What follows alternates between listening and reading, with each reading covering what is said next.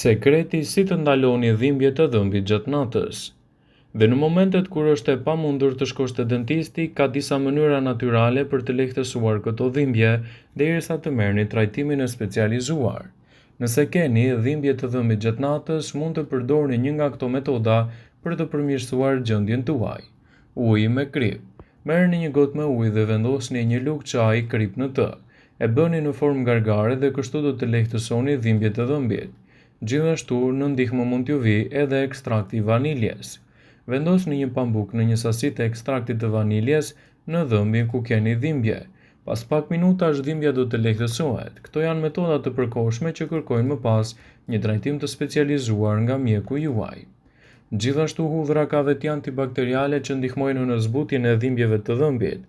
Shtypjeni ato dhe vendosni në dhëmb ku keni dhimbje. Kështu do të keni lehtësime.